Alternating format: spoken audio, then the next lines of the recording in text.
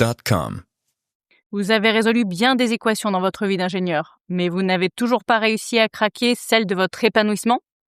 Bienvenue sur l'Ingépanoui. Ici, on donne la parole à des ingénieurs qui ont relevé les manches de leur costume cravate ou de leur sweat à capuche pour trouver leur propre étincelle.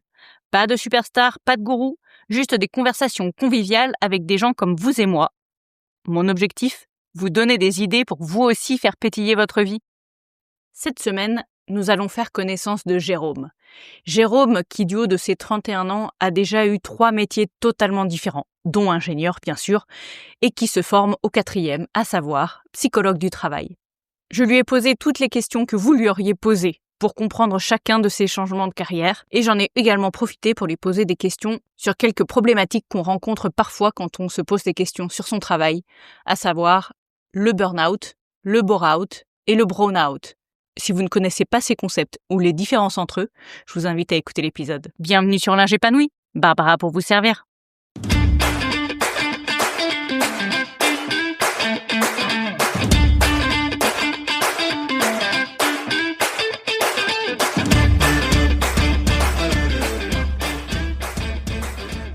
Bonjour Jérôme. Bonjour Barbara. Merci beaucoup d'avoir accepté mon invitation à me rejoindre autour de ce micro virtuel puisque nous enregistrons à distance aujourd'hui. J'ai écouté un épisode de podcast que tu as enregistré dans lequel tu as raconté ton propre parcours et je me suis rendu compte que ça collait pile aux personnes que j'ai envie d'avoir à mon micro. Donc je me suis permis de t'inviter. Donc merci encore pour l'acceptation. Avec plaisir. Moi, ça me fait plaisir vraiment d'être au micro de ton podcast. Cool. Donc, je vais me permettre de te présenter et si je dis des bêtises, tu me corriges. Est-ce que ça te va? Ok, tu vois, c'est pas si simple, donc on va voir si tu t'y réussis. Donc Jérôme, si je ne me trompe pas, tu as été diplômé ingénieur en 2017. Ça fait donc 8 ans que tu as ton diplôme. Et tu espères devenir psychologue du travail en 2027. Et entre-temps, tu as occupé un poste d'ingénieur responsable pédagogique, donc grosso modo responsable de formation. Et je crois comprendre que tu as fait d'autres détours, réflexions, etc. au milieu de tout ce parcours. Donc si tu veux bien, on reviendra là-dessus pendant l'épisode. Est-ce que c'est bien ça? C'est pas mal, franchement, ouais. T'as bien potassé. Donc effectivement, ingénieur en 2017, psychologue potentiellement en 2027. Et entre deux, j'étais dans la formation. On pourra revenir dessus.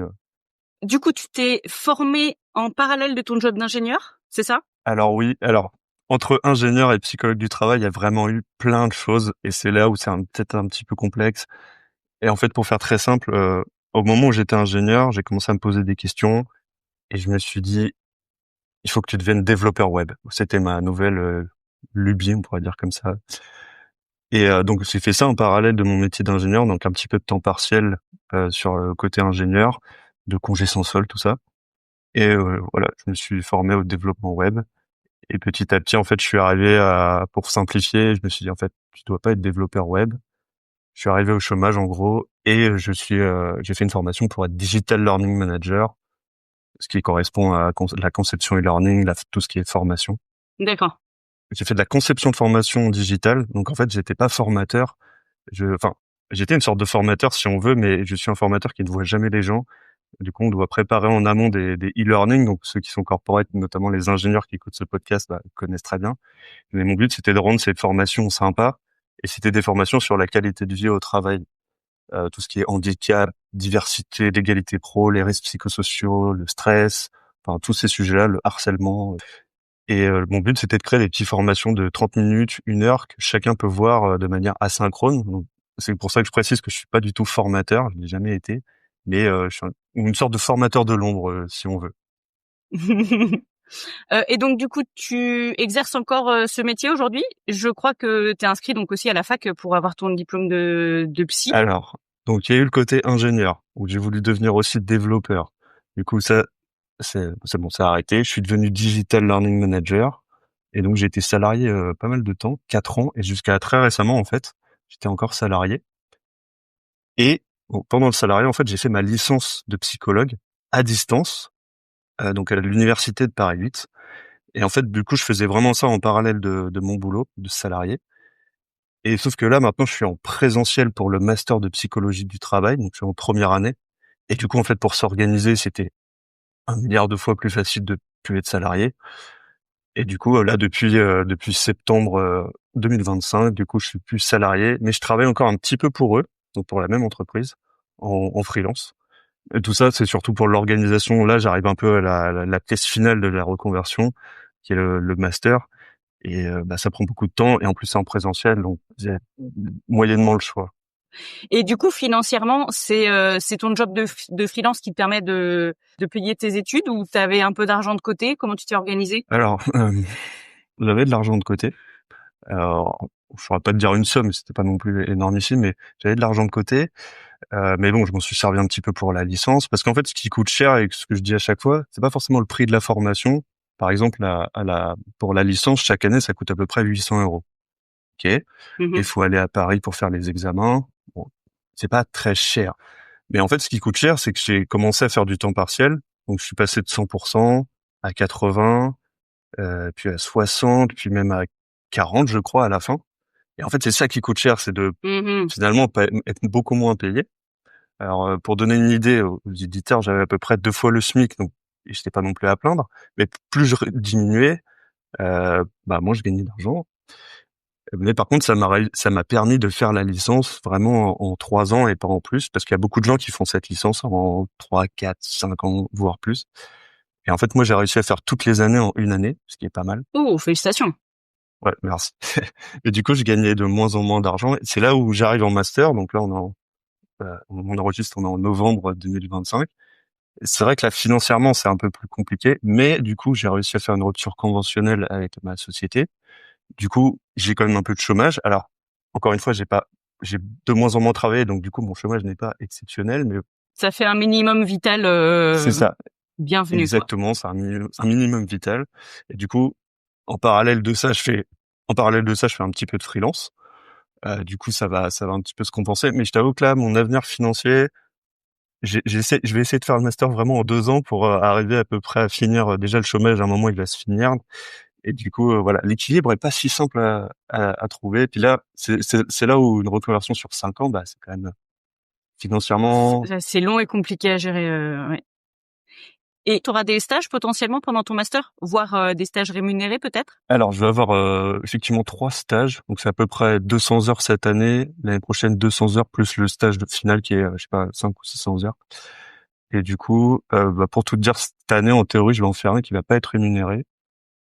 Et les autres années, le dernier stage sera rémunéré. Alors, même si c'est, je crois, 4,35 € de l'heure, ça, c'est le minimum syndical. Mais en fait, on est rémunéré à partir de, si on fait un stage de 309 heures exactement, l'employeur a obligation de nous rémunérer, mais en dessous, il est pas obligé. Ouais, donc faut pas trop compter là-dessus non plus pour boucher les trous, quoi. Ça sera pas grand-chose. Ça sera un vrai, salaire de stagiaire, quoi. C'est ça. Merci pour cette transparence sur tout cet aspect financier de la reconversion, parce qu'on sait que c'est souvent là où le bât blesse et quand on est ingénieur, qu'on a un bon salaire, c'est un peu difficile de se projeter dans autre chose en se disant potentiellement j'aurai plus d'argent du tout demain. C'est souvent quelque chose qui freine, donc c'est cool d'avoir un vrai retour d'expérience et de voir voilà des gens qui ont réussi à s'en sortir. Petite question, est-ce que tu vis seul? Est-ce que tu vis en famille? Pour savoir comment ça impacte tes Tu me finances. devances parce que j'allais justement dire que on est deux. J'habite avec ma conjointe. Et du coup, évidemment, ça aussi, ça aide carrément. Je pense que tout seul, ça aurait pas été possible ou pas comme ça, en tout cas. Donc ça aide. Mais c'est vrai quand j'étais encore en licence et que j'étais salarié, je me suis dit, c'est le moment aussi d'acheter. Nous, on voulait acheter un appartement. J'étais en CDI. Et en fait, juste avant plus ou moins, quand je suis passé à 80%, enfin, j'étais encore à plus ou moins 100%, on a réussi à acheter. Et du coup, c'était très bien parce que c'était notre objectif. Et voilà, maintenant, il faut juste arriver à payer. Mais du coup, ça m'a vraiment permis d'acheter. Sinon, ça aurait pas été possible parce que moi, j'étais un peu dans ce mode, j'aimerais bien quitter le salariat. Et pas de problème forcément avec le salariat, mais je voulais tester le côté indépendant. Bon, entre deux, il y a eu la reconversion, donc c'est un peu différent. Peut-être que, en étant psychologue, peut-être que je referai un peu de salariat pour, on va dire, faire les bases. Et parce que j'aime bien, justement, j'ai travaillé dans 2 bureaux de consultants. Du coup, je trouve ça génial quand on commence un boulot d'être dans un bureau de consultant parce que ça permet d'avoir plein de missions diverses et variées, de savoir comment on fait aussi un devis, combien de temps ça prend chaque mission. Et je trouve ça très bien pour démarrer. Et on verra dans 2 ans si c'est le cas, mais j'aime bien ce côté salariat pour démarrer. Ouais, je comprends tout à fait. Moi aussi, j'ai débuté par le conseil et c'est vrai que c'est quand même hyper formateur, aussi bien sur les aspects business, comment on se vend, comment on présente ce qu'on est capable de faire, et puis ensuite connaissance du domaine et application dans plein d'entreprises différentes ou d'environnements différents. Comme ça te permet de voir l'ensemble des capacités que tu peux utiliser en entreprise aujourd'hui. Donc j'imagine que quand tu seras psy, ce sera peut-être un peu la même chose. Tu auras peut-être la possibilité de pouvoir tester plusieurs environnements pendant tes stages, etc. Et voir ce qui te conviendrait le mieux. Et après, je sais pas si ça existe du conseil pour les psys, je sais pas. Enfin, pour les psys du travail d'ailleurs. Je sais pas si tu envisages déjà de te spécifier là-dedans ou pas. Je sais pas, mais en tout cas, la boîte pour qui je travaillais là, pour faire les formations, bah, elle a été remplie, d'ailleurs, je l'ai pas dit, mais elle a été remplie de psychologues du travail et d'ergonomes. Et c'est aussi ça qui m'a donné envie de passer l'étape de me dire, OK, bah, vas-y, deviens psychologue. Parce qu'en fait, je me disais, mais leur métier, il est trop bien. Parce que moi, je discutais beaucoup avec eux parce que c'est les experts des sujets. Moi, mon expertise, c'était de créer les formations, mais eux, c'était, par exemple, je sais pas, le harcèlement moral. Et du coup, plus je discutais avec ces gens, plus je me disais, mais c'est trop bien les autres missions qu'ils font au-delà de la formation, de tout ce qui est intervention en entreprise. Et ouais, ça m'a fasciné. Et du coup, je me suis dit, bah vas-y, tente la première année et puis tu verras si ça te plaît ou pas. Et au final, bah voilà, ça m'a plu. Et c'est tout un contexte en fait qui m'a donné envie de devenir psychologue du travail. Est-ce qu'on peut peut-être juste revenir à tes débuts quand tu as commencé en tant qu'ingénieur et le jour où tu t'es dit, bon, en fait, ingénieur, ça me va pas, j'ai envie de devenir développeur. Qu'est-ce qui t'a poussé à faire cette bascule-là? Est-ce que c'était le métier d'ingénieur qui te plaisait pas, l'environnement peut-être dans lequel tu étais qui te convenait pas, ou autre chose? Alors déjà, j'ai fait mon stage ingénieur. Justement, je créais de la formation, mais à l'époque, j'y connaissais rien du tout, mais vraiment rien du tout. Et en fait, pour résumer, ah oui, j'étais ingénieur aussi en maîtrise des risques industriels. Donc en gros, l'idée, c'est on protège les entreprises pour pas qu'elles s'enflamment, qu'elles explosent ou qu'elles rejettent des produits toxiques. J'aime bien simplifier comme ça parce que c'est très très imagé, mais c'est vraiment l'idée. Moi, j'ai été plutôt spécialisé en atmosphère explosive. Et du coup, quand je suis arrivé en stage ingénieur, donc j'y connaissais pas encore grand-chose. Et en fait, j'ai fait une espèce de petite formation e-learning où il fallait créer des vidéos pour expliquer ce que c'était les atmosphères explosives, comment on fait pour faire les livrables, etc. C'est important parce qu'en fait, cette mission, elle m'a beaucoup plu. Et j'avais déjà un pied dans le e-learning finalement. En fait, cette mission m'a beaucoup plu. Et après, je suis pas, à la fin de ce stage, j'ai été embauché, donc super, c'était tout ça. Comme je dis souvent, j'étais un peu sur l'autoroute du soleil. J'avais fait mon DUT, l'INSA, stage ingénieur, embauché, enfin vraiment aucun obstacle presque. Et du coup, j'ai fait ce stage et après, je suis passé en mode dans la même boîte, hein, ingénieur, donc un bureau d'études, ingénieur. Sauf que là, l'émission, bah, c'était un peu différent. C'était pas de créer de la formation, c'était d'aller voilà chez les clients faire des études d'atmosphère explosive, études incendie, ce genre de choses. Du coup, j'ai perdu ce côté un peu formation. Et au bout de, je ne saurais pas dire exactement combien de temps, peut-être au bout de 2 ans, un jour, pas tout se passait bien, mais on faisait des réunions mensuelles. Et à un moment, j'écoutais les chiffres vraiment de la boîte, chiffre d'affaires, je sais plus, bénéfices, la production, tout ça. Et vraiment, à un moment, j'ai eu un un espace où je me suis dit: «Mais pourquoi t'es là, en fait? Enfin, tu t'en fous de ces chiffres, enfin». Mais tu vois, c'est venu un peu d'un coup, d'un seul, je me suis dit: «Mais pourquoi t'écoutes ça?» Alors des fois, on se fait chier en réunion, c'est pas le problème, mais là, c'était vraiment plus que ça, tu vois? Voilà, c'est un peu passé dans ma tête et après c'est un peu reparti. Et c'est revenu un peu régulièrement, surtout dans ces réunions-là. Je me disais: «Mais ces chiffres-là, c'est pas mon problème. Moi, j'aime bien faire les études». Et petit à petit, je sais pas, il y a quelque chose, comme une petite graine qui s'est posée dans mon cerveau. Et j'ai commencé à, je sais pas, comme chercher des sorties, des portes de sortie. Je me suis dit: «Bah», bon, je simplifie, hein, mais je me suis dit, «Peut-être qu'il faut que tu fasses autre chose». Et plus ça allait, plus faire des documents Word, parce que alors je suis dans le conseil, faire des documents Word, ça me demandait, enfin, c'était beaucoup moins créatif que faire de la formation. Et même si c'est technique, que c'est intéressant et tout, parce que moi j'aimais beaucoup aller en entreprise, aller voir un petit peu, en gros mon job c'était d'aller voir les zones où il y a des produits inflammables et de dire bah là il y a un risque, qu'est-ce qu'on va mettre en place, ou il y a tel matériel, bah est-ce qu'il est adapté, pas adapté, voilà un boulot d'ingénieur quoi. Et faire les rapports Word, ouais, bon, c'est pas ça qui me passionnait le plus. Et donc, tu as commencé à chercher autre chose de manière assez classique. Qu'est-ce que j'ai envie de faire dans ma vie? Est-ce qu'il y a des petits exercices que tu as fait qui t'ont été utiles? Est-ce que ça a été une révélation un jour? Ou alors, tu es tombé sur une proposition de formation pour devenir développeur et tu as dit: «Allez, je tente». En fait, je pense que c'est à force de traîner sur, alors déjà, je vais essayer de refaire dans l'ordre. J'étais dans une mission pour un client, chez un client. Et je sais pas, c'est là, à ce moment-là, c'est peut-être le côté temporel, hein, qui veut ça, mais chez ce client, j'aimais bien parce qu'en plus, on travaillait sur tout ce qui était tunnel, tous les tunnels qu'on traverse en voiture. En fait, il y a énormément d'éléments de sécurité dedans. C'était un nouveau sujet, c'était super intéressant. Et petit à petit, je sais pas, j'allais au travail, je me disais, qu'est-ce que, qu'est-ce qui va pas? Et en fait, je me suis dit, à ce moment-là, j'avais à peu près, je sais plus, 25 ans, un peu moins de 25 ans. Et je me suis dit, j'ai vraiment tapé sur Google, genre crise des 25 ans. Je me suis dit, mais ça doit être ça, tu vois, crise des 25 ans, peut-être un peu en avance, ou crise des 30 ans.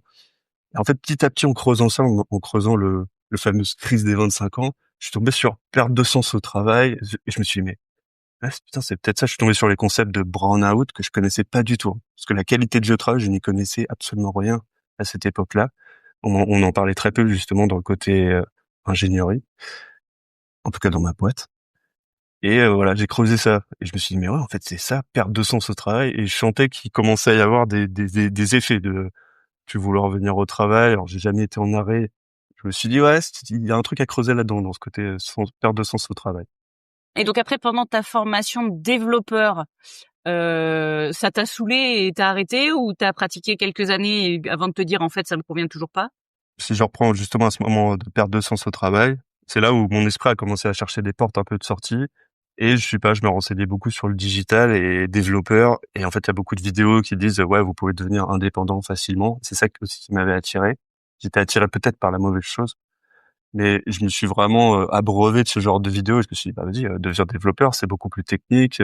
Tu vois, ça marche pas. C'est pas comme rendre un rapport Word. C'est ça marche pas. Tous les gens peuvent voir ce que tu as fait. Tu peux faire des sites web. Enfin, je trouvais ça génial. Et du coup, je l'ai fait en mode, je me suis auto-formé. Je me suis quasiment toujours auto-formé. Mais en gros, je me suis auto-formé. Et du coup, j'ai un peu moins travaillé dans mon boulot d'ingénieur pour pouvoir faire cette formation le plus rapidement possible. C'était avec Open Classroom, du coup, développeur Symfony, je crois, PHP Symfony. Et donc, j'ai fini cette formation. Ça m'a pris 2 ans en tout pour faire cette formation. C'était archi technique et c'est au bout où je me suis dit, c'est trop compliqué. Et en fait, entre deux, j'ai voulu faire de l'alternance sur développeur parce qu'on pouvait faire la formation et passer en mode alternance. C'est possible avec Open Classroom. Et j'ai réussi à trouver une boîte qui a accepté parce que j'ai un profil archi débutant, hein, pour le coup, et auto-formation, tout ça. Et en fait, ouais, c'est ça, j'ai réussi à rentrer en alternance et au bout de 10 jours, j'ai dit, enfin, ils ont bien vu, je pense que j'avais pas trop le niveau et moi aussi. Et en fait, on on s'est un peu tous vus ensemble, puis on dit, bah, en fait, non, faut arrêter, quoi. Et je sais pas, peut-être qu'à ce moment-là, je l'ai un peu vécu comme un échec. En même temps, je me suis dit, en fait, tu peux pas continuer. Je sentais qu'au bout même juste de 10 jours, j'allais pas bien ouais, je sentais que j'avais pas le niveau, quoi. Vraiment pas. Et je me suis dit, c'est pas grave, je reviendrai plus tard, je finirai ma formation et je reviendrai plus tard en alternance ou autre chose. Et ça m'a fait bizarre parce que vraiment, on a eu cette discussion avec je sais pas, la hiérarchie ou les collègues. Je me souviens plus très bien. Et en fait, le jour même, je rendais mon PC et le soir, je m'en allais. C'était très étrange. Et du coup, j'ai continué à me former. J'ai continué à me former. D'accord. Donc c'est pendant cette période-là où t'as été au chômage un peu, c'est ça? C'est ça, exactement. J'étais au chômage et du coup, j'ai continué à me former. Et en fait, en cours de route, pendant cette formation, c'est là où il y a deux choses en parallèle. La formation de développeur, j'avais peut-être fait, je sais pas, la moitié, peut-être une année. Et après, en fait, il y a eu donc j'étais au chômage et j'ai reçu un mail parce que souvent, alors les mails de Pôle emploi, c'est devenez conducteur de bus, devenez, faites partie de l'armée. C'est des mails que j'ai reçus récemment, c'est pour ça. Il y a eu plein de trucs comme ça. Et un jour, il y a nouvelle formation, Digital Learning Manager. Et je me dis OK, je clique. Et là, vraiment, en une page, je me suis dit, mais c'est ça qu'il faut faire. Et en fait, ça rejoignait finalement mon stage d'ingénieur où j'avais fait un peu ça. Et je me suis dit, mais putain, mais c'est un métier, ça existe. Et je sais pas, il m'avait accroché. Par contre, c'était juste la promo numéro 2 de cette formation. Une formation qui n'existait pas avant. Et c'était un peu trop beau pour être vrai parce qu'en fait, on pouvait être embauché. Il fallait trouver une entreprise pour faire les 3 mois de formation. Et après, on faisait 1 an d'alternance. Donc, en gros, on trouvait l'entreprise, on faisait les 3 mois de formation d'un coup. Et après, on faisait une alternance toujours. C'est un peu compliqué, mais c'est aussi avec Open Classroom, la formation. je roulais les 3 premiers mois, c'était avec quelque chose qui s'appelle une super école qui s'appelle Le Bahut, qui est à Lyon et qui s'est développée. Donc 3 mois d'un coup. Et après, on faisait une espèce de partenariat avec Open Classroom pour avoir une alternance. Et ça m'a vraiment beaucoup, beaucoup plu. Et voilà pourquoi j'ai fait ça aussi plus de temps d'ailleurs que mon boulot ingénieur. J'ai fait ça 4 ans, plus de 4 ans. Tu nous as déjà parlé de la dernière étape qui a été, tu as travaillé donc pour une boîte avec des psychologues du travail notamment pour faire leur formation. Et c'est là où tu te rends compte qu'en fait, ce métier-là était un métier qui te parlait beaucoup. Et donc, tu as eu envie de te former pour devenir psychologue du travail. C'est ça. Bah ouais, en fait, t'as très très bien résumé. Donc en fait, c'est marrant parce que j'ai fait quand même ma reconversion. Donc j'ai fait 1 an d'alternance chez eux pour faire cette première reconversion qui me plaisait beaucoup. Et du coup, bah ça m'a pris beaucoup d'énergie d'arriver dans un nouveau métier. Vous verrez si vous le faites, c'est très énergivore. Ça prend du temps. C'est hyper valorisant, enfin stimulant, valorisant, challengeant. Mais ça prend beaucoup de temps et de place dans la tête. Et du coup, petit à petit, effectivement, je me suis dit, en fait, maintenant, je le vois, cette reconversion de création e-learning comme une espèce de passerelle. On servira peut-être plus tard, hein, mais ça a été une espèce de passerelle parce que j'ai discuté avec les psychologues du travail, un métier qui commençait à me titiller. Et voilà. Donc là, tu es encore en formation pour être a priori psychologue du travail. Est-ce que tu penses que ça va te plaire suffisamment longtemps pour y aller jusqu'à la fin de ta carrière, jusqu'à ta retraite? Ou est-ce que tu te connais, tu sais que dans 3, 4, 5 ans, tu auras encore envie de changer, tu auras trouvé une nouvelle opportunité et du coup, tu t'envisagerais de rebouger? Alors, ça, c'est une énorme question, je peux pas vraiment répondre. Mais je pense que ce métier-là me plaît beaucoup parce qu'il y a beaucoup de missions diverses. Vous me direz, c'est la même chose en tant qu'ingénieur, c'est vrai. Et d'ailleurs, ça ressemble beaucoup au métier d'ingénieur, mais plutôt avec des humains. Enfin, moi, quand on travaille en entreprise, en psychologue du travail, on fait des diagnostics, on va sur le terrain, c'est plus de discussions avec des gens que des outils, mais c'est un petit peu ça, c'est faire des diagnostics et plein d'autres choses, hein. Je simplifie. Je pense que ouais, ça peut me plaire longtemps. Après, ça va dépendre évidemment de est-ce que je suis consultant, est-ce que je suis indépendant, est-ce que j'ouvre aussi un cabinet. Parce que mon idée, en gros, générale, c'est de travailler un peu pour les entreprises et un peu pour des personnes qui iraient pas bien et qui viennent un peu en cabinet, si tu veux. C'est un peu faire plus de la prévention ou des enquêtes dans les entreprises et aider les gens qui vont pas bien, qui typiquement ont fait un burn-out ou subissent du harcèlement, ce genre de choses. Et est-ce que tu vas faire ça jusqu'à la fin de tes jours? Ah, c'est marrant parce que quelqu'un m'a posé la question, m'a dit: «Mais c'est bon, c'est parce que j'ai fait quand même un peu de développeur, digital learning manager, psychologue et plein d'autres petites formations». Il me dit: «Mais c'est bon, c'est la dernière, voilà, après tu changes pas et tout». J'en sais rien en fait. Puis c'est pas grave en fait. Mais par contre, j'ai ce profil, c'est vrai que j'ai pas encore utilisé le mot un peu de slasher, donc qui peut cumuler plusieurs emplois. Et des fois, là, on se dit: «OK, le gars, il était ingénieur, il a fait de la formation, il est psychologue du travail» et finalement, peut-être qu'un jour, je referai un peu d'ingénierie, peut-être d'une manière différente, mais peut-être que je ferai des formations chez eux, peut-être que je referai même des missions, pourquoi pas, atmosphère explosive, tu vois? Si enfin, peut-être que ça sera aussi plusieurs choses en même temps, peut-être un peu d'ingénierie, un peu de conception de formation, un peu de, je sais pas, cabinet de psychologie. Enfin, dans ma tête, j'ai ce côté profil un peu, ouais, slasher, qui fait plusieurs activités en même temps. J'aime bien parce que ça permet de pas m'ennuyer. Je me sens un petit peu dans la même situation, donc Ça permet de pas s'ennuyer. exactement. Et c'est rigolo parce que moi, ça me fait penser à la fameuse citation de Steve Jobs qui dit j'ai fait ce que j'avais envie de faire et puis un jour, j'ai compris comment relier les points de tout ce que j'avais fait dans ma vie pour avoir une vraie mission, un vrai rôle, un vrai sens en fait dans ce qu'il faisait professionnellement. Et enfin, moi, je pense que ça m'arrivera un jour et il y a de fortes chances que toi aussi ça t'arrive au vu de ce que tu viens de nous partager. C'est ça, c'est connecting the dots, comme il disait. Exactement. Je voulais le faire en français, mais tu as raison de donner la citation. Et d'ailleurs, j'ai lu pour ceux qui se sentent un peu comme ça, se dire est-ce que je suis normal ou pas. Il disait le livre Profession Slasher de Marielle Barbe. Justement, il explique que la vie est trop courte pour choisir un seul métier. En fait, il y a des gens comme ça si c'est une personnalité, mais qui aiment bien faire plusieurs jobs en même temps. Encore une autre petite question là sur cette partie euh, ancienne vie d'ingénieur versus il faut que je fasse autre chose. Est-ce que tu sais où tu as trouvé le courage de prendre ta décision vraiment de te lancer dans une nouvelle formation? C'était pas une notion de courage, c'est plus je me suis dit: «OK, à un moment, il va falloir peut-être diminuer son temps de travail». C'est peut-être ça, parce que c'est un coût financier et j'ai pas beaucoup diminué à ce moment-là, c'était peut-être du 80-70. Non, je sais pas, je me suis dit j'étais, convaincu que j'allais devenir développeur et c'est peut-être par contre ça, c'est un souci. Parce que j'ai été quand même voir l'APEC et en fait, j'étais tellement convaincu, j'ai pas fait de bilan de compétences, j'étais encore un petit peu, j'avais 25 ans, donc je connaissais pas du tout ça. Et j'aurais peut-être dû, alors je sais pas si ça m'aurait aidé le bilan de compétences, mais j'étais trop convaincu en fait de ce que j'allais faire. Donc ils auraient pu me dire n'importe quoi, je savais que j'allais être développeur. Et en fait, je sais pas si c'était une erreur, c'est une sorte de transition, mais au final, je ferais pas du tout développeur. Ça c'est clair. Autant je peux revenir sur le métier d'ingénieur, plein de choses.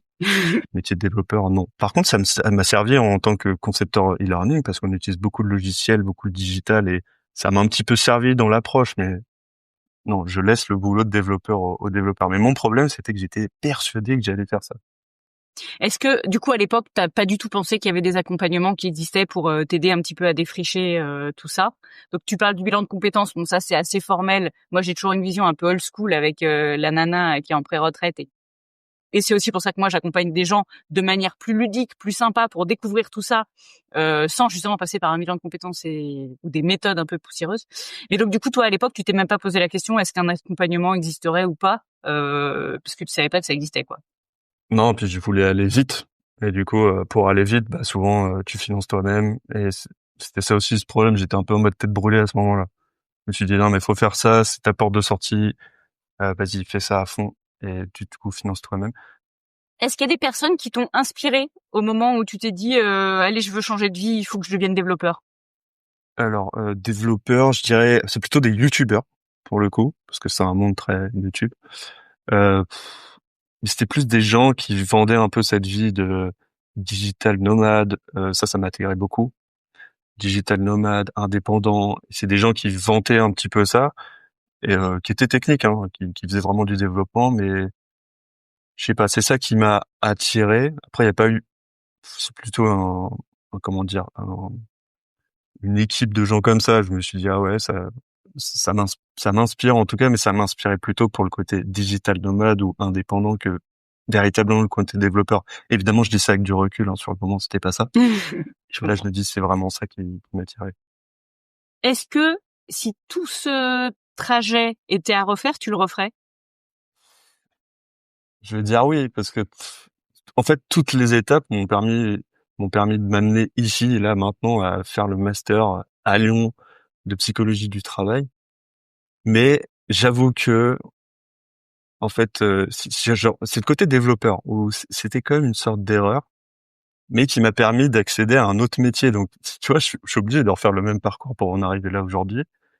Mais si je pouvais enlever la partie développement qui m'a quand même coûté un peu d'argent, de temps, et c'est peut-être aussi ça qui m'a permis de construire un peu ma pensée et de me dire, mais en fait, ça, tu veux pas du tout faire ça. Et encore une fois, j'avais 25 ans, donc j'étais pas encore très à l'aise avec ce que j'aime pas.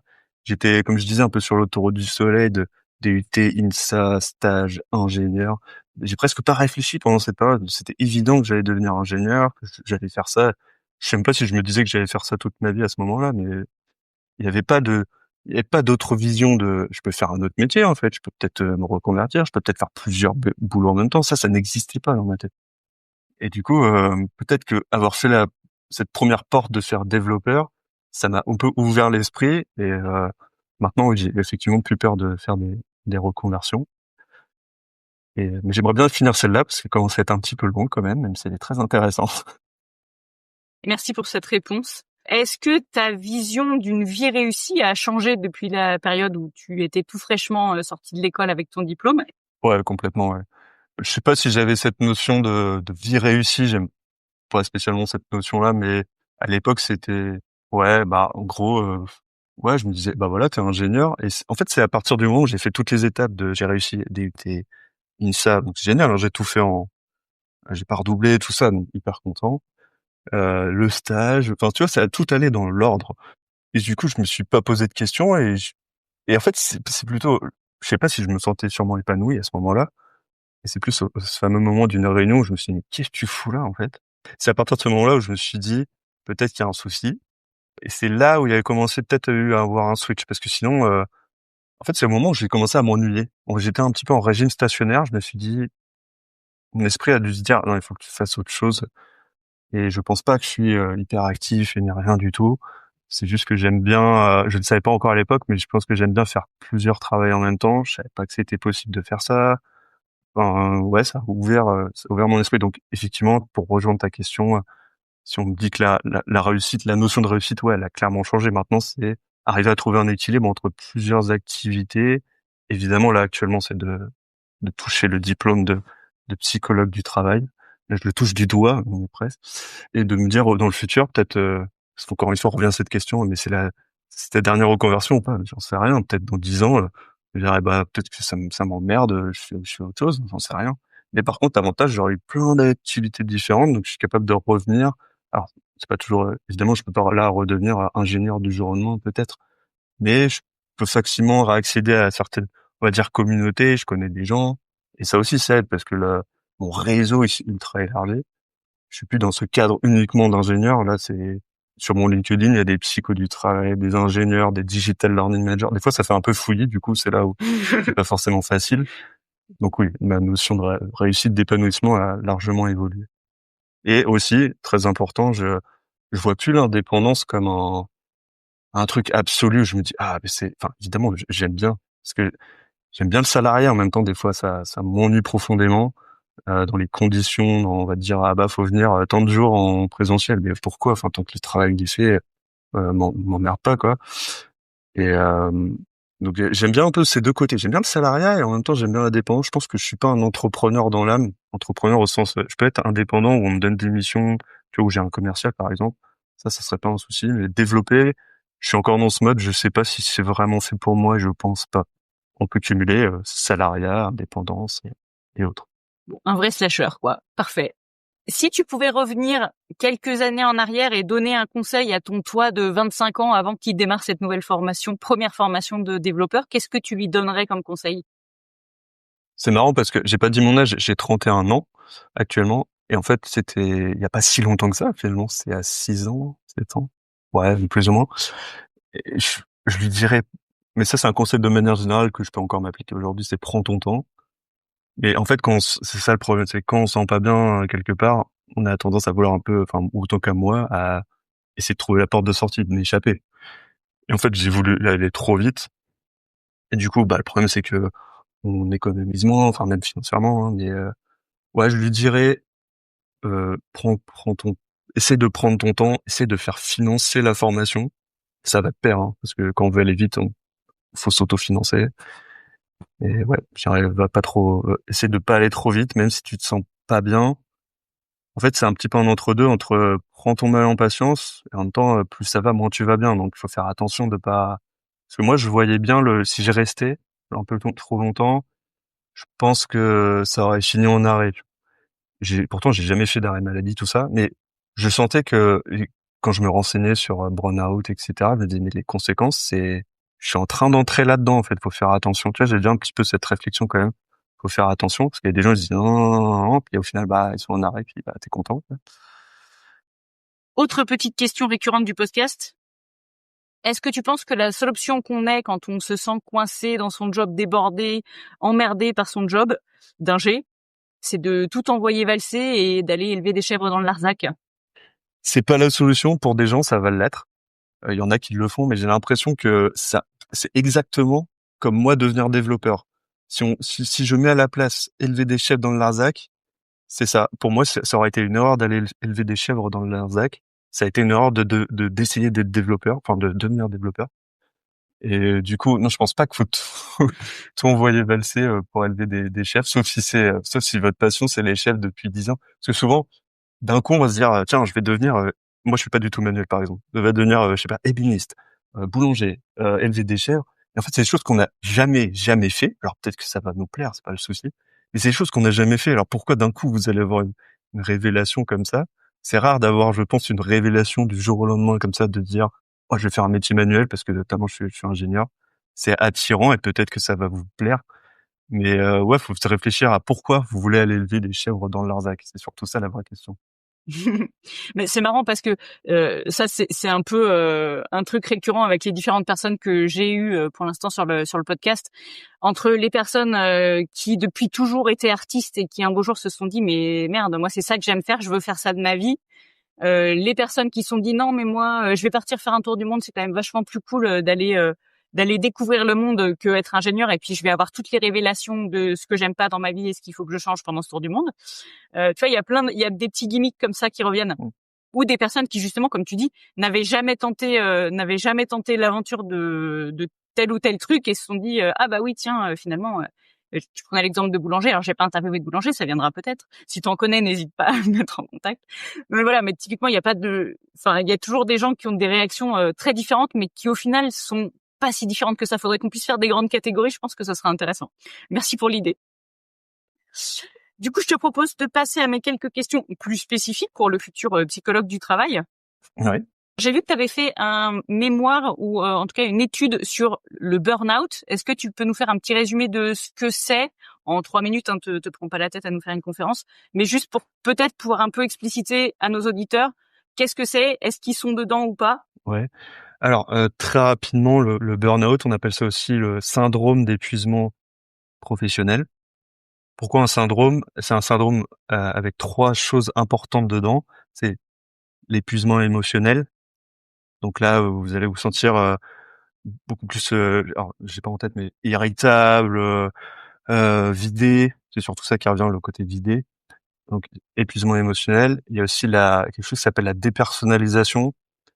C'est le fait de,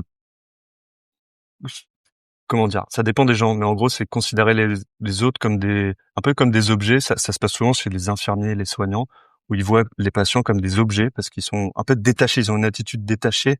Enfin, c'est comme si leur cerveau était un petit peu détaché de leurs émotions. En gros, ça fait une espèce de barrière. Donc épuisement émotionnel, la dépersonnalisation et la réduction de l'accomplissement personnel. On a l'impression qu'on est bloqué, qu'on réussit plus. Et tout ça, c'est pas forcément que lié à la charge de travail. Évidemment, c'est important, mais ça peut être lié à des conflits de valeurs, euh, des, des injonctions contradictoires dans votre environnement professionnel. Et du coup, on dit toujours que c'est un épuisement on parle beaucoup d'épuisement émotionnel, mais surtout, il provoque un épuisement physique, en fait. Et en gros, le burn-out, c'est presque du jour au lendemain. En fait, ça met à peu près 6 mois disons que ça prépare le terrain où vous commencez à plus travailler, à plus avoir de conflits de valeurs, à être moins écouté par votre hiérarchie. Enfin bref, c'est petit à petit, petit à petit. Et en fait, c'est un état de stress chronique qui va un peu exploser. Et à la fin, en fait, au bout de on va dire à peu près 6 mois environ, ça dépend des gens. Mais en gros, le corps dit non, mais arrête. En fait, c'est comme une espèce de protection. Il va dire t'es arrivé à un tel stade de stress que, en fait, on dit burn parce que ça a brûlé.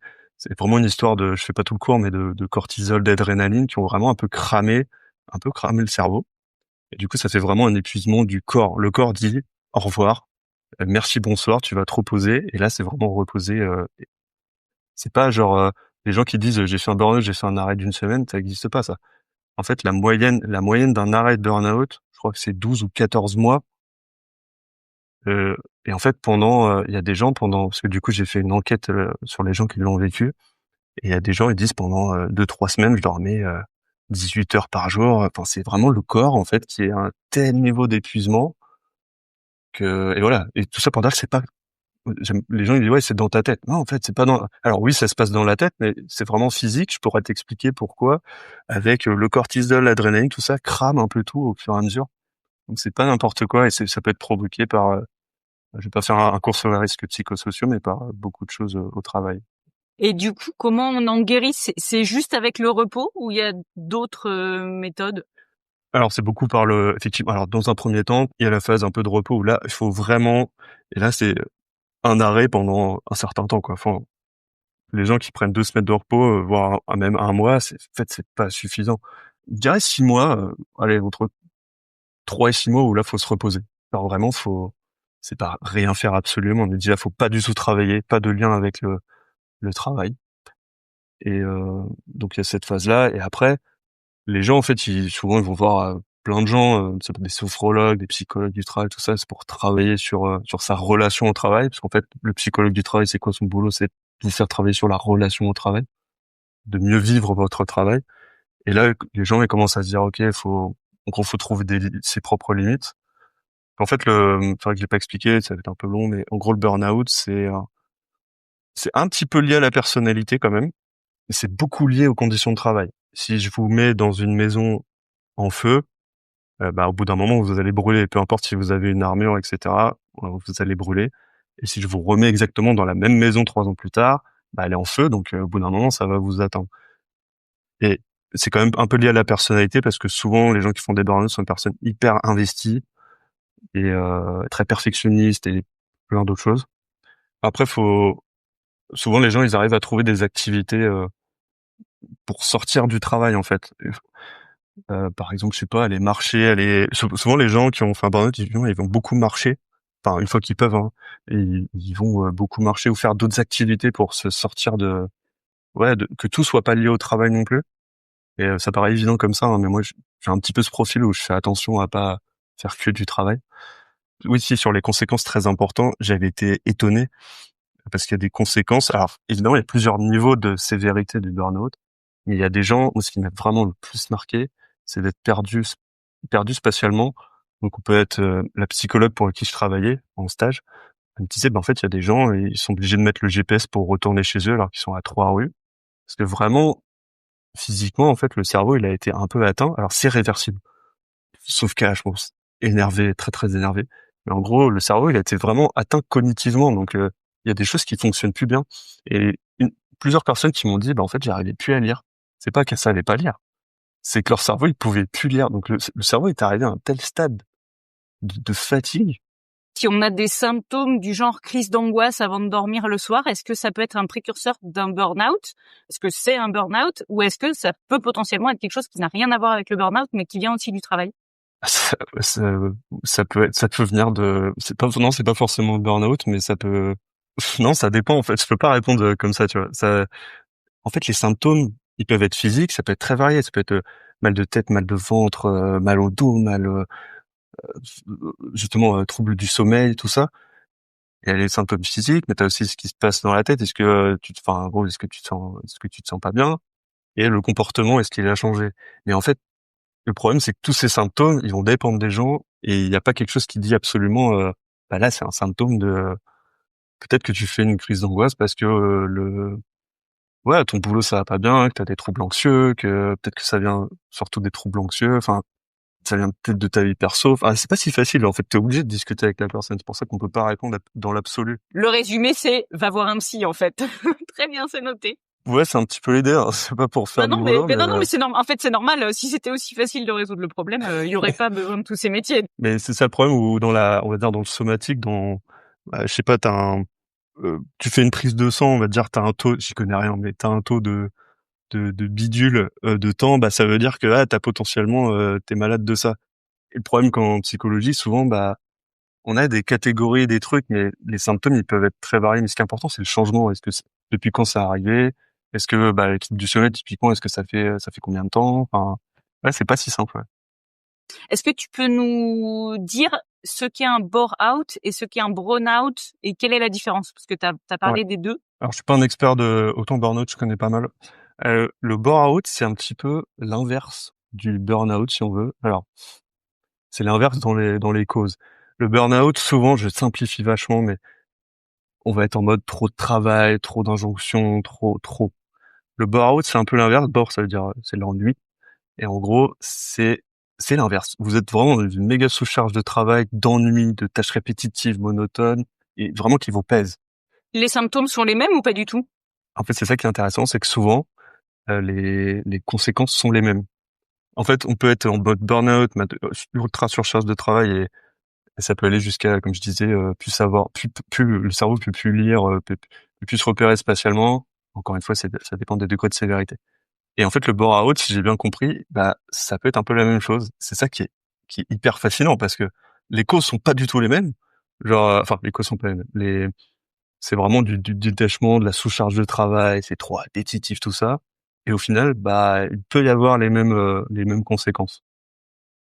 et et on avait le burn-out. Là, c'est plutôt, bah, burn, je sais même plus, mais c'est en gros la perte de sens au travail, le manque de sens au travail. Ça peut aussi être le manque de valorisation, heu, une inadéquation entre votre poste et votre profil. On peut retrouver aussi les conflits de valeurs, bref. Là, je suis moins expert, mais à mon avis, on peut avoir les mêmes conséquences. Ouais, bon, en tout cas, c'est un peu les 3 grands, burn-out, bore-out, burn-out. Après, le problème, c'est que on va dire que le burn-out est un peu valorisé.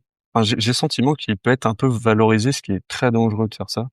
C'est un peu en mode, comme on dit, la hustle culture. Travailler, travailler, travailler. Alors d'ailleurs, c'est pas que la charge de travail, effectivement, ça compte, mais c'est presque, c'est pas qu'on va dire: «J'ai fait un burn oh, je sais pas, je suis en dépression», beaucoup être moins valorisé que: «Ah, j'ai fait un burn-out». Il y a ce côté un peu: «OK, il a fait un burn-out», alors que les 2 sont de la merde, hein, vraiment. Une question que qu'on m'a souvent posée quand je discute, du coup avec des ingénieurs qui se posent des questions sur leur job, sur l'avenir de leur carrière et cetera. Quel est le risque à aller voir un psy du travail dans son entreprise? Est-ce que c'est noté quelque part côté RH? Est-ce que le manager est informé?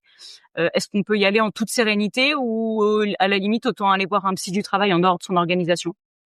Alors on a les psys du travail, il y a un code de déontologie, d'éthique, on nous vraiment, c'est-à-dire on nous bassine avec ça, c'est pas pour rien. Le psy suit forcément ce code de déontologie, donc il y a pas de problème à aller le voir. Ah, ça dépend toujours des gens, mais normalement, il suit ce fameux code de déontologie. Donc, si vous lui dites pas qu'il faut en parler à l'employeur, parce que ça peut être aussi la personne qui dit: «Ah, j'aimerais bien en parler à mon employeur», et on peut passer par le psy pour, j'imagine, hein, faire passer cette demande. Si vous dit pas ça, ou s'il vous demande pas, le psy, bah: «Vous voulez que j'en parle à l'employeur?» La personne dit: «Non», bah, il ira pas en parler. Enfin, c'est anonyme, c'est confidentiel, c'est tout ce que vous voulez. En bref, aucun danger à aller voir, psychologue du travail, et vous avez de la chance si vous en avez un, parce que franchement, c'est rare les entreprises où il y a un poste de psychologue du travail, ou je veux dire qui est là pour les salariés en interne.